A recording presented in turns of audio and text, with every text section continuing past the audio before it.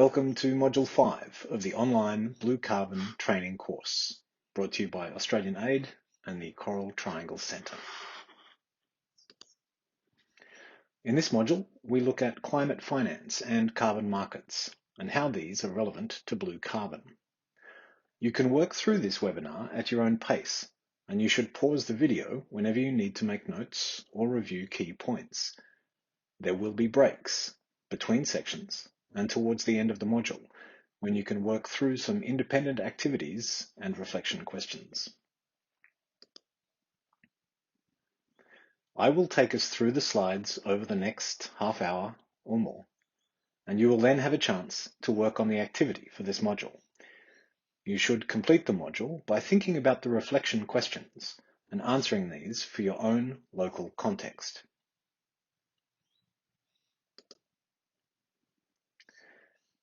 We will move through the topics you see here, starting with a brief introduction, a review of relevant policy frameworks, and an overview of climate finance mechanisms.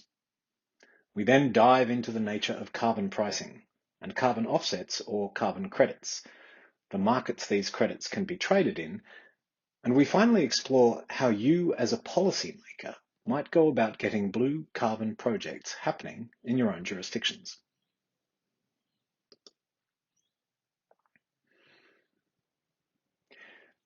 Blue carbon ecosystems are coastal wetlands that include mangrove, seagrass, and tidal wetland habitats. These are being threatened and degraded across the planet. There is a clear need to create incentives to protect these ecosystems. The term blue carbon was created to link coastal ecosystems to terrestrial forests, or green carbon, and to support mitigation projects under the United Nations Framework Convention on Climate Change, the UNFCCC. This module builds on the information presented in Module 3 about instruments including REDD+ and the Clean Development Mechanism that were established to address this financing gap. So, carbon is a common metric that compares ecosystem management with other mitigation activities, including energy efficiency, agriculture, and capture and destruction of industrial gases. These different types of mitigation projects can all be measured in terms of the carbon benefits that they provide. These benefits can be traded and sold in various international markets. While blue carbon has to date not achieved as much commercial success in international market contexts, it represents an important emerging opportunity to support Paris Agreement goals. There is substantial private sector interest in blue carbon and other nature-based solutions to climate change mitigation and adaptation. A key challenge is that while the ecosystem service values of mangrove and seagrass conservation and restoration are significant, these associated benefits, things like habitat provision, biodiversity, resilience to storms and erosion, and so on, are not priced in existing funding instruments. Further, the costs associated with securing carbon benefits in coastal areas may be much higher than other mitigation activities, and returns on investment may take much longer to manifest. So with a partially recognised market value and comparatively high costs, to date, blue carbon initiatives have been supported mostly by public or philanthropic investment.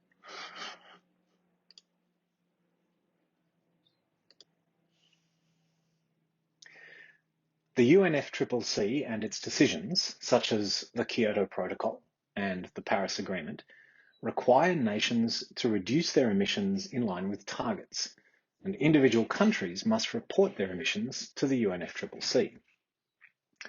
Each country submits a nationally determined contribution, an NDC, that pledges emission reductions, adaptation actions, and other mitigation targets. Domestically, countries then establish their individual approaches to mitigation through legislation, through law, and this can occur in a variety of ways. This graphic shows a selection of donor countries, of delivery instruments, and the recipient nations of global public climate finance.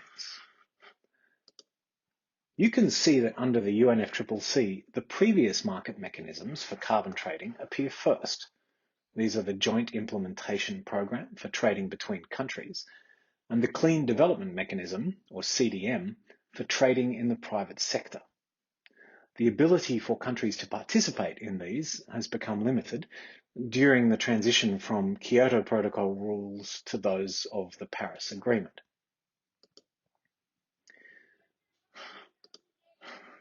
Several of the international multilateral finance instruments included in this diagram are also relevant to blue carbon, including the Adaptation Fund, or AF, and the Green Climate Fund, the GCF, established under the UNFCCC.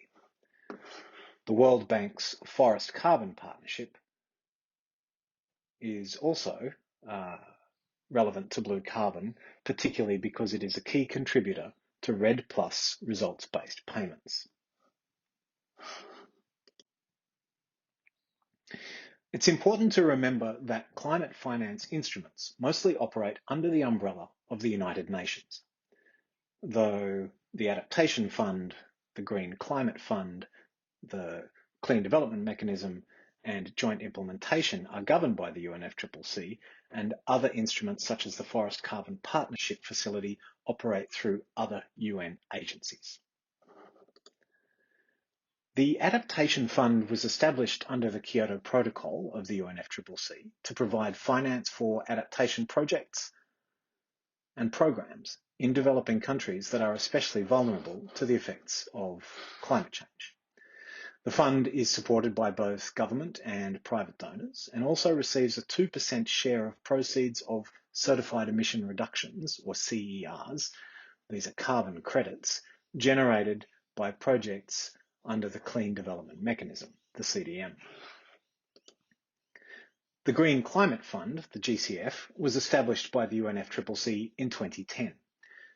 The GCF assists vulnerable developing countries, particularly least developed countries, or LDCs, small island developing states, the SIDS, and African states, to reduce their greenhouse gas emissions, to build resilience, and to enhance climate change response capabilities.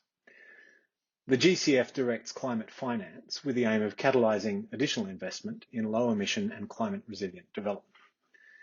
When it was established, the funding target for the GCF was $100 billion per year by 2020. To date, though, only $10 billion has been pledged. Both the Adaptation Fund and the GCF support activities that develop capacity to implement and manage projects and programs. Both these funds also highlight the importance of public-private partnerships.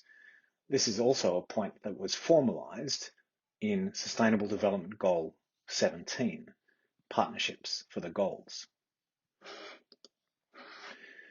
The World Bank's Forest Carbon Partnership Facility, or FCPF, engages governments, businesses, civil society organisations, and Indigenous peoples in reducing emissions from deforestation and forest degradation, REDD, forest carbon stock conservation, the sustainable management and the enhancement of forest carbon stocks in developing countries, and associated activities, all collectively referred to as REDD+.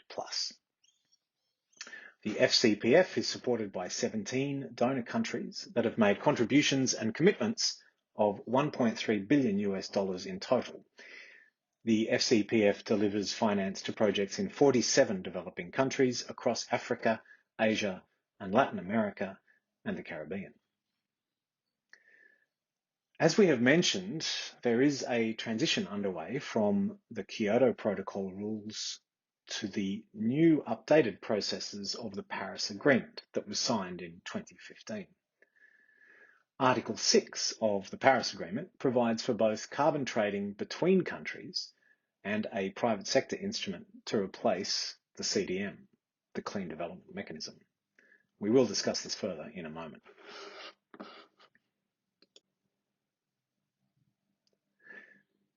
International climate finance is a complicated system of public and private funding operating at global, regional, national, and subnational scales.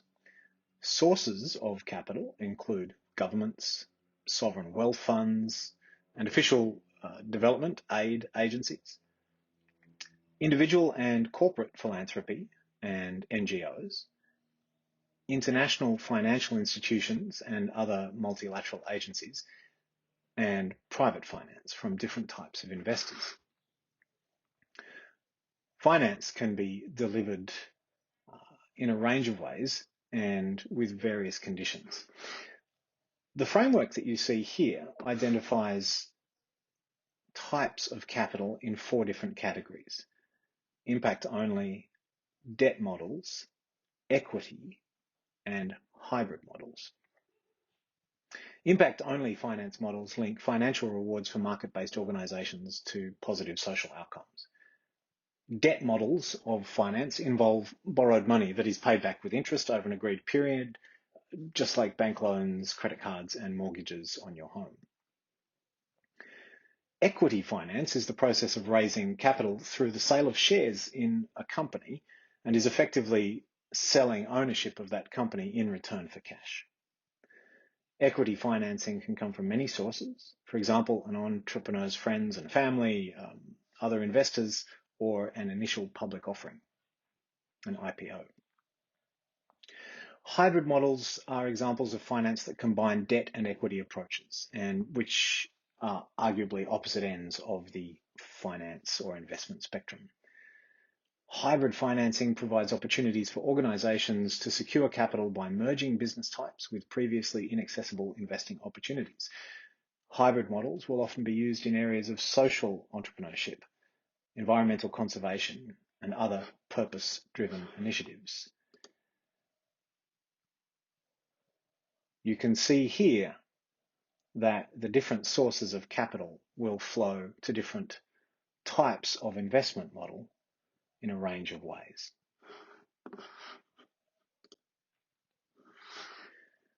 Another useful approach to understanding climate finance is to consider the sources of finance and the intermediary agents, the instruments or mechanisms for delivery, the recipients and the uses. This diagram shows analysis by the Climate Policy Initiative and estimates average finance flows of $579 billion per year in the years 2017 and 2018. This total amount has grown from an average of $365 billion in 2013 and 14 and $464 billion in 2015 and 2016. More than half of the finance comes from the private sector, and the overwhelming majority went to mitigation activities rather than adaptation-oriented projects. This means that investors are putting their money into renewable energy and other emission avoidance activities. The commercial financial institutions are playing an increasingly important role, increasing their financing by 51% from 2015 and 2016 to the following year, 2017 and 2018. The expansion of regulatory schemes and industry initiatives to direct finance towards sustainable initiatives may be starting to have an impact, but the predominance of renewable energy investments indicates that these are perceived to be lower risk and to offer good returns.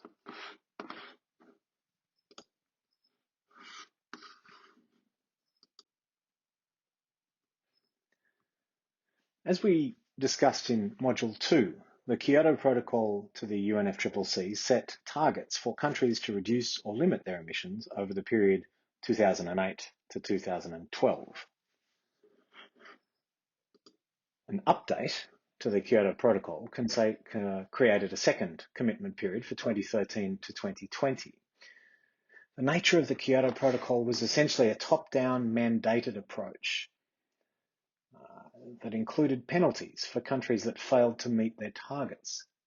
Now, this approach was in many respects unsuccessful, as countries that were not on track to meet their targets could simply withdraw from the protocol and avoid penalties. In 2015, the Paris Agreement replaced the Kyoto Protocol as the guiding instrument for emission reductions by countries. The Paris Agreement was the result of a long shift in the approach taken by the UNFCCC from that mandated and top-down paradigm to a bottom-up system of voluntary pledges, of peer review, of regularly increased ambition by all parties.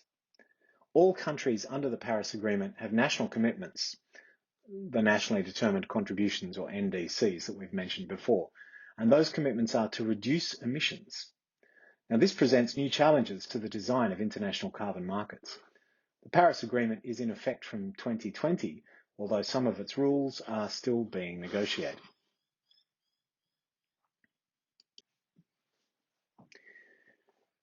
Under Article 6 of the Paris Agreement, countries can take cooperative approaches, that's Article 6.2, or rely on a multilateral mechanism, Article 6.4. Final details of these two key instruments are intended to be confirmed at the UNFCCC Conference of Parties in late 2021. Article 6.2 provides an accounting framework for international cooperation. This can include linking emissions trading schemes of different countries and transferring carbon credits between countries. Article 6.4 establishes a central mechanism to trade emission reduction credits created by accredited projects. This is similar to the Clean Development Mechanism.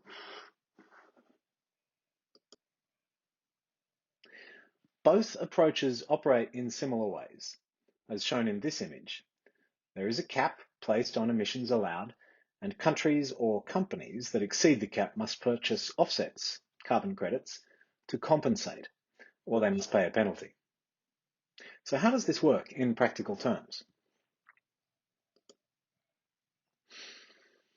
Using carbon, or more correctly, carbon dioxide, as a proxy or standard metric is intended to create equivalencies between climate change mitigation projects or emission abatement projects, such as energy efficiency, wastewater treatment, destruction of industrial gases, carbon capture and storage, avoided deforestation, and renewable energy, as alternatives to fossil fuel use. Seagrass conservation, mangrove restoration, and other coastal ecosystem projects can be measured using the same carbon metric.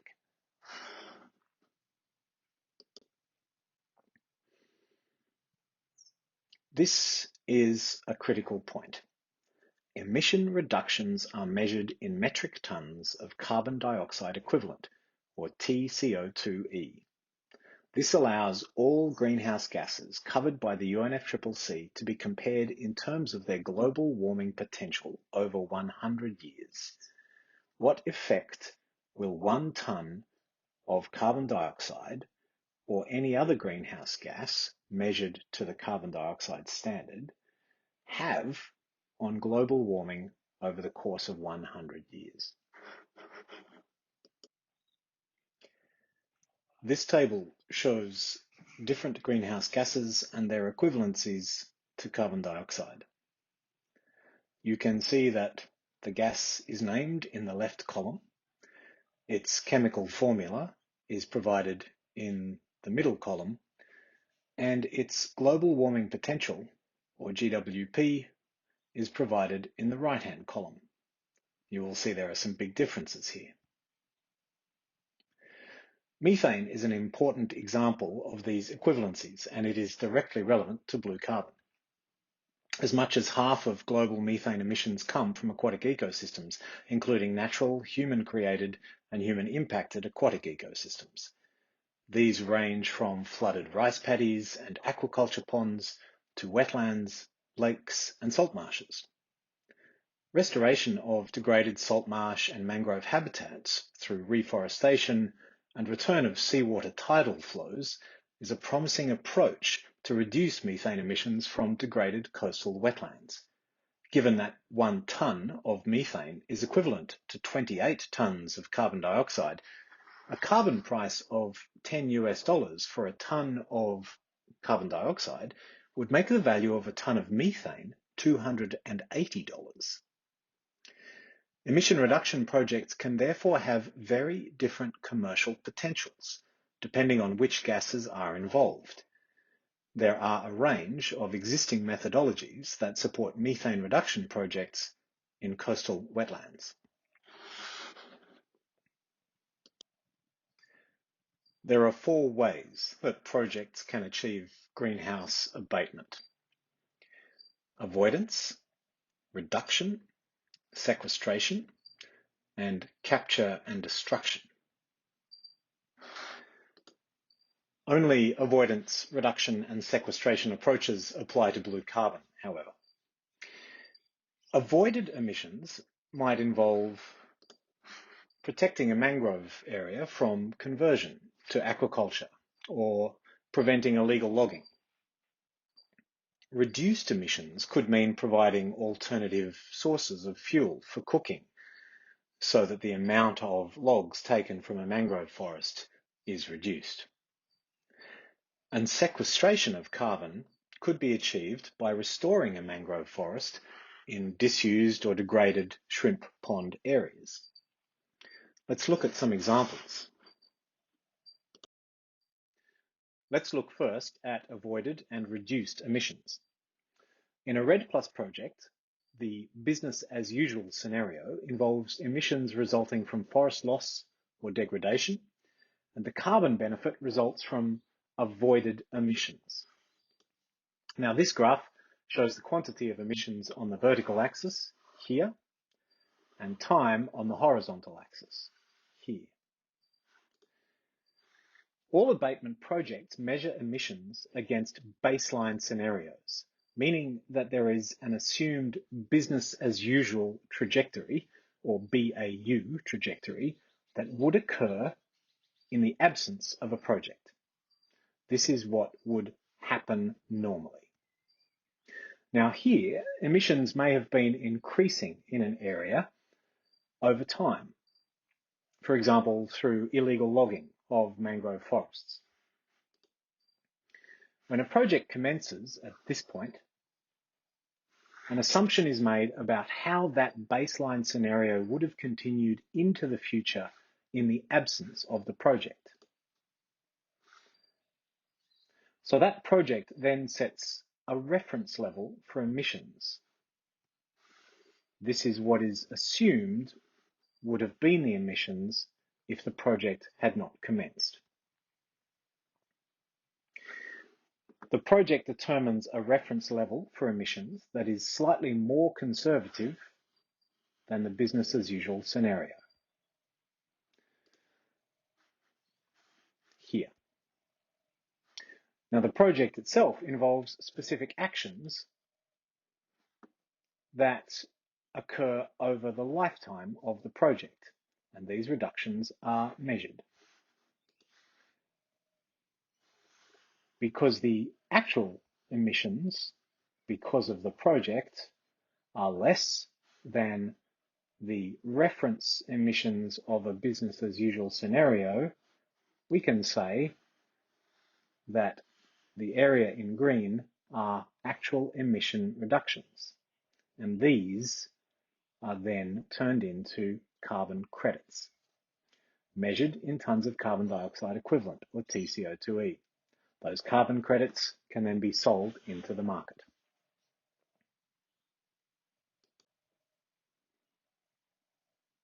Let's look now at sequestration, as in a reforestation project. In this case, once again, the vertical axis is measuring carbon stocks rather than emissions. This is the amount of carbon in a project area, and the horizontal axis shows time. Carbon stocks over time are being reduced. So once the project commences, the reference level is determined according to a business as usual scenario of carbon loss. At the end of the project, the emission sequestration results are measured against this reference level, and because of the activities conducted in the project, all of the additional sequestration can be counted as carbon credits. The reforestation activities are implemented, the the project begins to sequester carbon, and credits are generated as a result.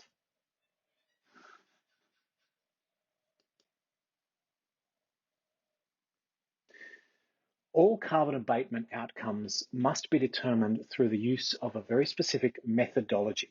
This is a portfolio of rules and procedures that an accreditation agency requires project managers to implement and report.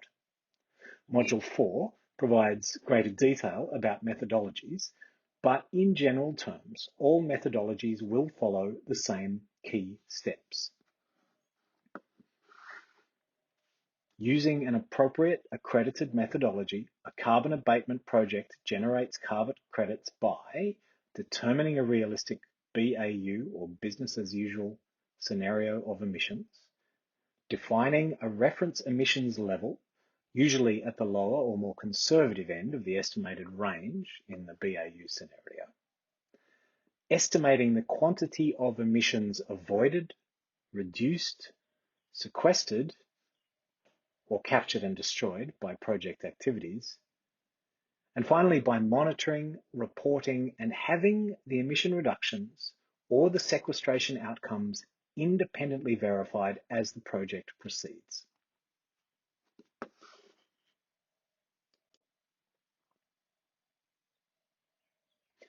Let's move on now and discuss the carbon markets in which these offsets or carbon credits can be bought and sold.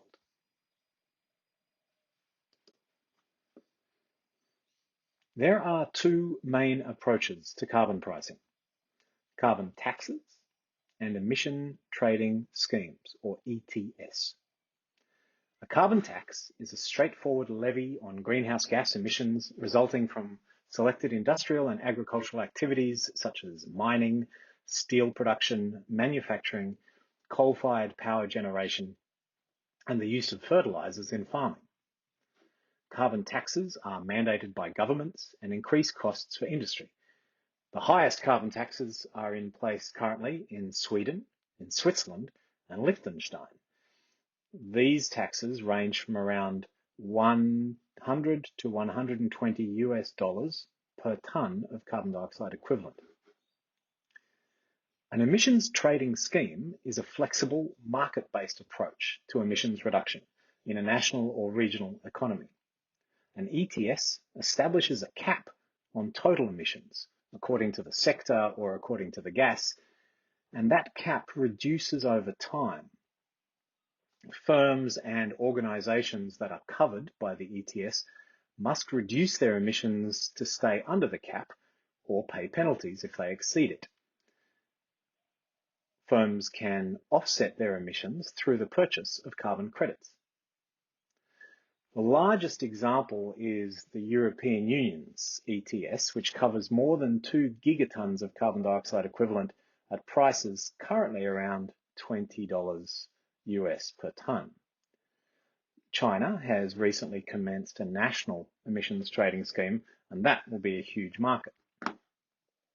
Depending on the rules of each jurisdiction, carbon credits can be sold into markets where either a carbon tax or an ETS is in place.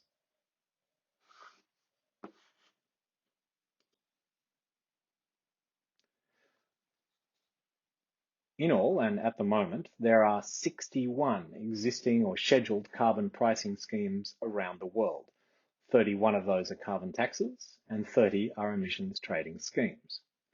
They cover 46 national and 32 subnational jurisdictions and capture around 22% of global greenhouse gas emissions. That's roughly 12 gigatons of carbon dioxide equivalent. These schemes raised $45 billion US in 2019.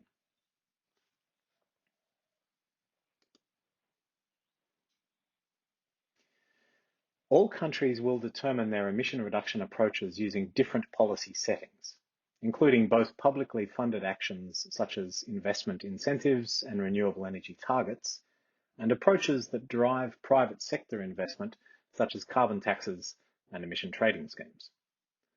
The mix of policy and finance approaches results in a key issue referred to as the corresponding adjustment problem. This means, effectively, double counting of emission reductions. Now, this can occur in different ways. First, if a mitigation project is established and generates carbon credits that are sold to a corporate buyer, a private sector buyer, these reductions cannot be used as part of the country's NDC, or nationally determined contribution under the UNFCCC. Alternatively, if a country is claiming it has achieved emission reductions through REDD+ projects, funded in part by private sector contributions, the donors are not able to claim these reductions as offsets in their corporate accounting. So the key question in any emission reduction project is who owns the carbon, or who owns the carbon benefit? This is a critical consideration for policymakers and needs to be understood and resolved before any projects are developed.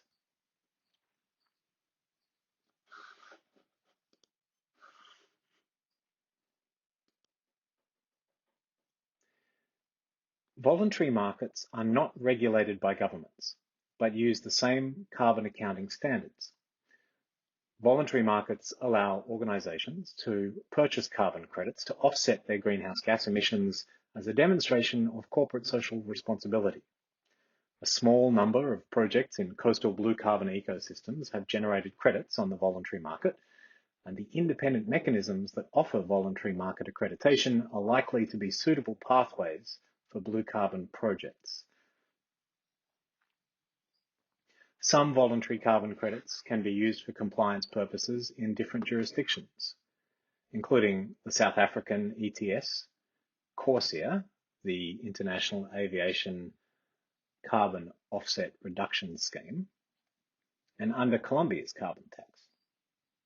To be eligible in compliance markets, however, voluntary accreditation standards must meet the requirements of those regulated mechanisms, and these are often burdensome, administratively demanding, and quite costly. Where compliance and voluntary markets interact in this way, carbon credits generated through voluntary mechanisms can be used by organisations to meet their compliance obligations. But systems are needed to ensure that retired credits, used credits, are correctly recorded and accounted for in the relevant registries, the registry for the compliance scheme and the registry for the voluntary standard. Note as well that Module 4 discusses the interaction between national inventories and project level measurement. The number of independent mechanisms is growing, but the voluntary market is dominated by the four largest. These are the Verified Carbon Standard, or VCS, the Gold Standard, the American Carbon Registry, and the Climate Action Reserve. The VCS program is the largest voluntary standard. Credits generated by VCS projects are called voluntary carbon units, VCUs, and while mainly used for voluntary offsetting, over 17 million VCUs have been surrendered for compliance purposes under Colombia's carbon tax. Importantly, in 2020, a new VCS methodology for blue carbon conservation through avoided deforestation was approved. This contains all the technical tools needed to secure accreditation through the VCS, and you will find more information and links to this methodology in the workbook for Module 5. The gold standard was established by the World Wildlife Fund, WWF, and other NGOs to provide accreditation for voluntary carbon credits with additional certification of the social impacts of abatement projects.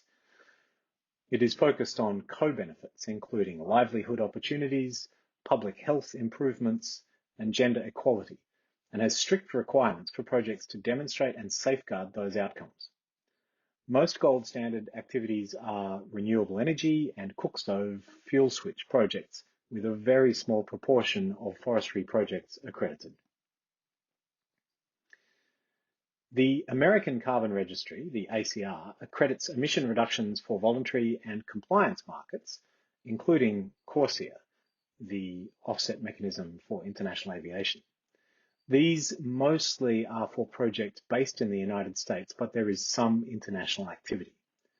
The ACR makes updates to its rulebook regularly, and the most recent changes were made in 2019.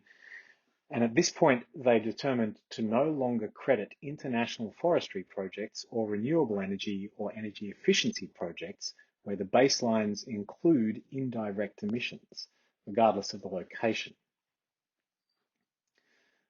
The Climate Action Reserve operates in North America and has projects occurring in the United States, Canada, and Mexico. There are two other standards that we have mentioned here on this slide. First, the Plan Vivo standard.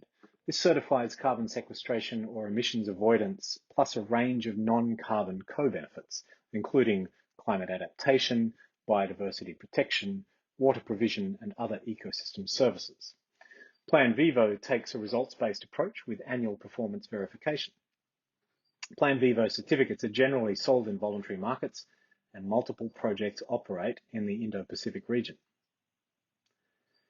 The Climate, Community and Biodiversity Standards, or CCB standards, were created by Verra. This is the organisation that also established the VCS, the Verified Carbon Standard. The CCB standards do not certify carbon abatement, but social, environmental, cultural and climate co-benefits, and projects that address climate change, support local communities and conserve biodiversity. Most CCB projects relate to sustainable land management and focus on improving livelihoods, creating employment, protecting traditional cultures and endangered species, securing land tenure to traditional lands and access to resources, and increasing ecological resilience.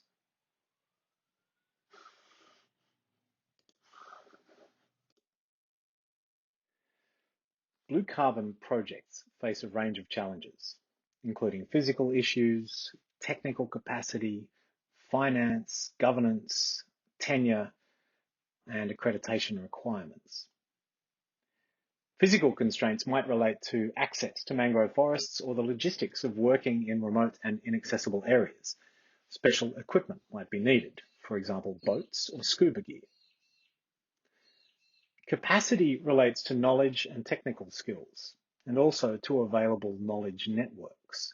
If you're developing a project locally, do you have relationships with the appropriate organizations that can provide information on how to proceed? Finance is clearly a critical component of project success, from capital expenditures to longer-term investment considerations around cost-benefit ratios. And these, of course, are affected by ongoing transaction costs, yields, and the time frame of returns, which can be delayed. Governance issues include the perceived legitimacy of carbon finance instruments, and projects might not be designed to meet local needs or customs. The most effective, equitable, and efficient approach to project design and operation will involve working closely with local communities as the central stakeholders in any project. Tenure of property and resource use rights are often challenging. Communities rely on mangrove forests and marine ecosystems for food, fuel and materials, and cultural services. And community-based management is more likely to improve carbon stores than protection of these stores by excluding those communities. Then there are the accreditation requirements of the different standards. Methodologies to establish business as usual scenarios and then measure and monitor carbon dynamics are often highly technical and very difficult.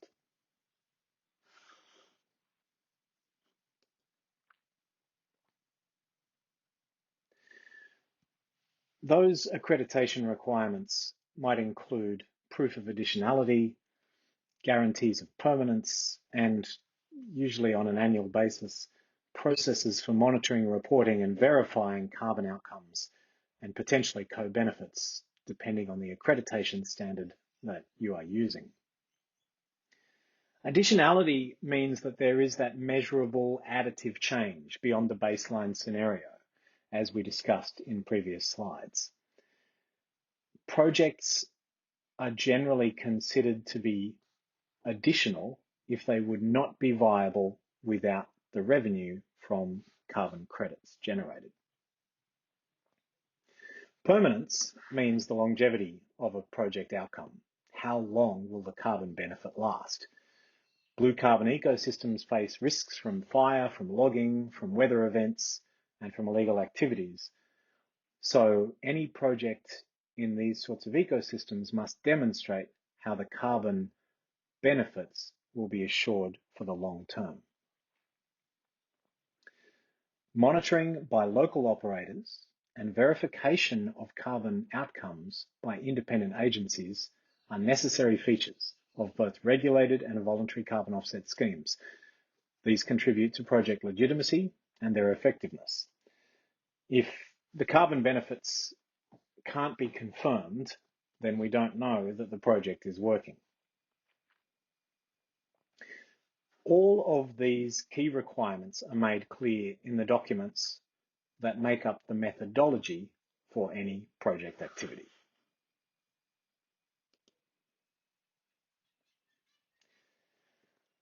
Policymakers and government officers at the local level have an important role to play in building a pathway to markets and towards other investment mechanisms for blue carbon projects. These roles include working with communities, with local NGOs, and with government agencies to develop awareness, to develop capacity, to develop interest in blue carbon conservation and restoration activities. It is also the role of government officers to build engagement and partnerships with private sector organisations to support blue carbon projects and initiatives with resources, with funding, and with participation. It is critical to involve communities, to involve public and private sector organisations, and to involve other groups, youth groups, schools, religious communities, in those restoration activities in order to build broad coalitions of interest. Further, working on key issues such as carbon rights so that there is clarity, understanding, transparency around who owns the carbon in a potential project. We also believe that it is important to understand and interpret existing legal frameworks on key issues such as land tenure and ownership and how these affect carbon rights. Policymakers must also develop and improve those legal frameworks to clarify roles, responsibilities, and relationships between different levels of government. And of course, policymakers must work collaboratively with community groups and stakeholders to define benefit sharing plans that ensure blue carbon activities will provide direct social and environmental benefits to local communities.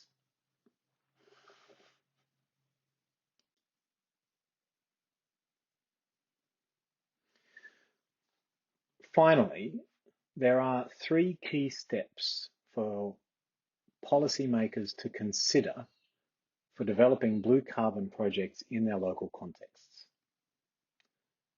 First, consider ecological, social, economic, political, and technical issues in your local context, as we have discussed in this module, and build capacity in those areas.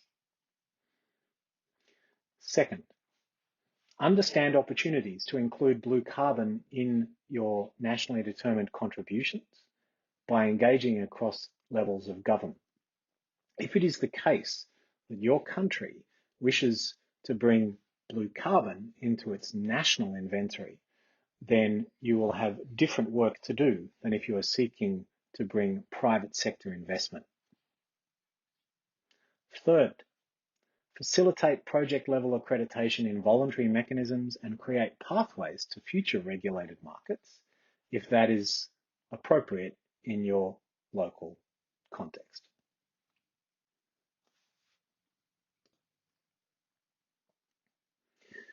So let's summarize the key points we've covered in this module. Blue carbon activities can be funded by public and private finance through a range of different policy mechanisms and market-based approaches. At this time, however, blue carbon projects are niche activities in the international climate finance regime, and they do face substantial challenges in design, management, and accreditation. Blue carbon projects have not yet been successful in attracting significant private sector investment and generating cost-effective carbon credits. But because of that, at the local level, policymakers, government officers, and NGOs can make important contributions to scaling up blue carbon initiatives by collecting data, developing human and institutional capacity and capabilities, and by building other foundations for accreditation. Policymakers should also identify the best approaches in their local context, considering mitigation, adaptation, sustainable development, and resilience-focused opportunities. Blue carbon projects offer valuable and important climate change mitigation outcomes through carbon sequestration or emissions avoidance. But perhaps the most important aspect of blue carbon are the co-benefits that come with those projects.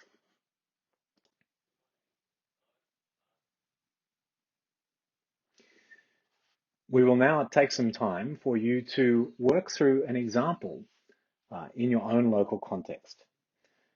Use your workbook and the activity description provided there.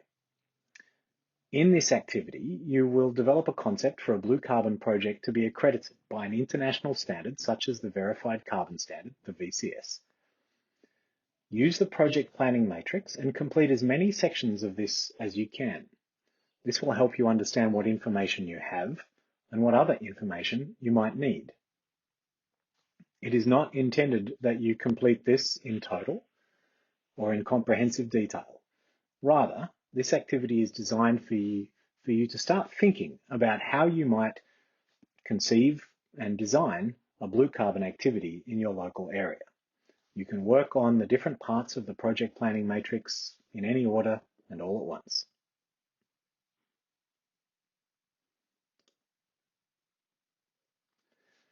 Do not try to be too detailed in this exercise. Instead, discuss local examples that reflect each topic. Try to make it real and practical.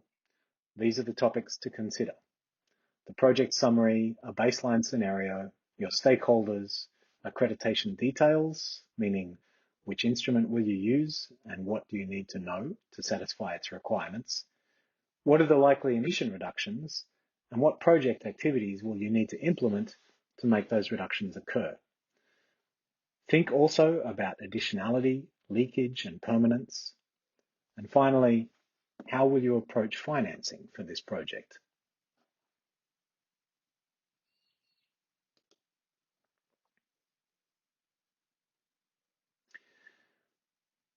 In order to conclude Module 5, we invite you to think through, perhaps discuss with colleagues, or write as a reflection, these questions.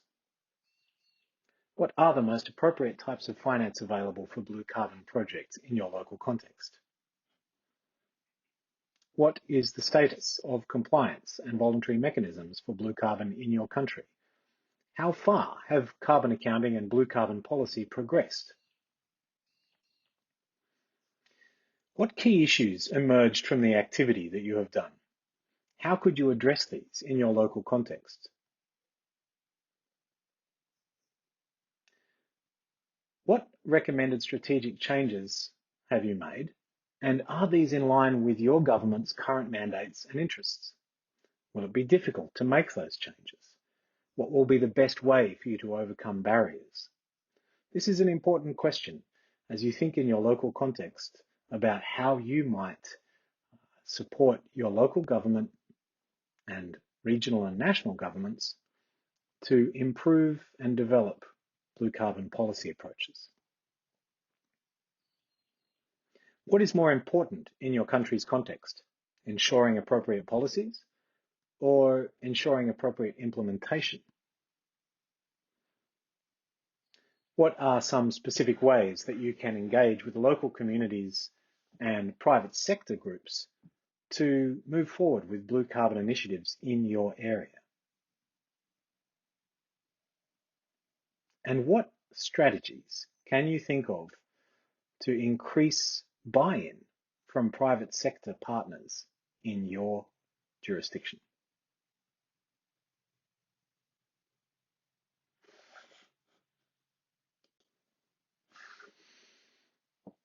Thank you for participating in this module. We hope you have learned lots and enjoyed yourself.